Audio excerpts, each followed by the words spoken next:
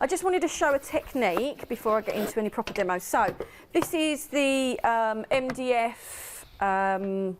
penny farthing. Penny farthing. So this is these are from the vehicle collection. And it's also in the pick and mix. This is the size that's in the pick and mix. Okay, but I've just got this as an example. You can use any of the other pieces to do this with as well. But it's just to give you ideas of flavour. Yeah. And again, you wouldn't do this with your chipboard. You could potentially do a little bit of it with your chipboard, but once you've done it once, you'll see what I mean in a minute. Once you've done it once, you don't want to keep doing it because you will ruin your chipboard. You picked well. This one's very popular in the pick and mix. But the MDF will keep going and going and going. Yes. You can keep doing it and laying it up. So you can see I've already done it here to sort of test it out. This is just an ink pad. You can use any ink pad. I'm just going to ink it up, and I don't want it to be necessarily a really clear impression. I'm quite happy to have it grungy, to do a sort of grungy it could be like background. A rusty old bicycle or whatever. Oh, but you can push this on. Oh, nice.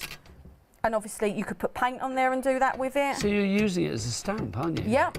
So good. And because it's MDF and it's a good quality MDF, you can use this again and again like that. And then when you're done, when you think, oh, I'm done creating my backgrounds and whatever else, because you could, you know, just like as if you were using a stamp. Stamp, honestly, that's a top tip, because I wouldn't have thought of using that as a stamp.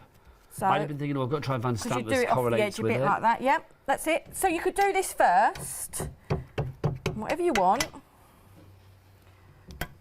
Okay. Right, so then you could do that. You could have done other colours on there first, and then you do that over the top and whatever else. Nice background, cut your half off to do a card. Now you can paint this, paint over it, do it whatever colour you want, and then you've got your focal piece on it as well. So just a little technique showing how you can use it. Another again, quick technique. Or again, give me more, Sam. And again, I'm using the same bit of MDF, so it might leave a bit of red actually on there, but.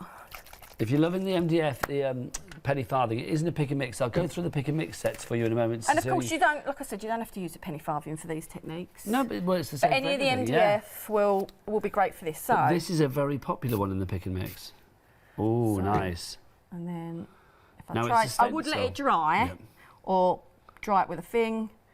Okay, do that a few times over, and then you've got some backgrounds. Now I could make loads of backgrounds with that, and then still use that piece as a focal point or on a project. Multifunctional. And that's you know, when you get MDF that isn't quite as good a quality, what happens is it draws everything in and it loses its shape a bit. It'll warp a bit. When you've got a good, use it first. Before you put on your project, because you can sand that down now, you can paint it a completely different colour, you can do what you want with it, and you've still got it as a piece to use, but you've been able to make bits to go with it perfectly. Sam, loving your work. Do you want to get ready for another one?